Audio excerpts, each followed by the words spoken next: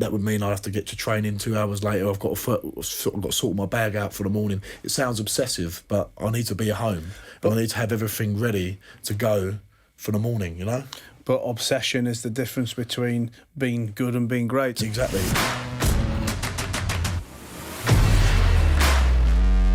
Have you got a missus? No.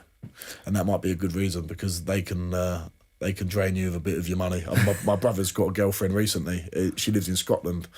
He met her in Magaluf at a kebab shop, and she's a really nice girl. And he's younger than me, but he's up there every other week, you know, and he's draining his resources pretty fast.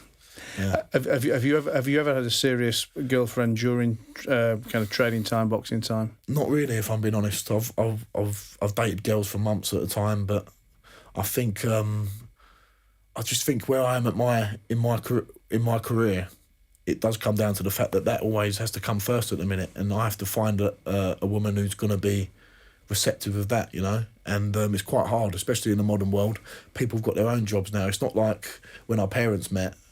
My parents met like 30 years ago, whatever, where it was more traditional, like the man had a job, the woman probably didn't have a job, and then they built together, and the housewife and the man went out to work. Now women earn just as much as men, and they do their thing and the men do their thing, and right or wrong, it's a different world we live in now, and I think it's hard for people to understand that I've got to put that first. And I don't know, I'm still quite a traditional person in a sense. I like the idea of having a lady who does her own thing and has her own job, but eventually I think it would be, with my career, they'd have to come round and support my career in some sort of way and get involved and work in that sense. But it's finding someone who wants to do that, and to be able to do that, a lady's really got to be ready to sacrifice, hasn't she? Well, I think whatever support means, you know, whether that means giving you the space to do your own thing, or whether it means holding your hand throughout the journey and doing your washing for you, you know, whether... And my mum would probably moan at me for doing it. If anyone else done my washing apart from my mum,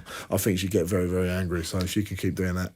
But yeah, I think, you know, whatever that support means, you know, whether it's sport, whether it's business, I think, you know, if you want to be at the top of your game in anything, if you want real success, you know, you have to have either a supportive person or no person. Otherwise, it's just a total fucking disruption. It is. It's a distraction, and I wouldn't want to. It wouldn't be fair on either person that way. But it's something you have to sort of come to terms with. Like, it's not right for me right now to unless the right person comes along. But in a minute, I've got to be fully focused on that. And if it distracts me from that, then it's not going to work. I remember once a couple of years ago, I had a training one morning, and the girl wanted me to stay around there, but I just couldn't do it. Like, to them, it wouldn't seem like a big deal. That why is he not staying? What's the problem? But that would mean I have to get to training 2 hours later. I've got to sort my bag out for the morning. It sounds obsessive, but I need to be at home and I need to have everything ready to go for the morning, you know.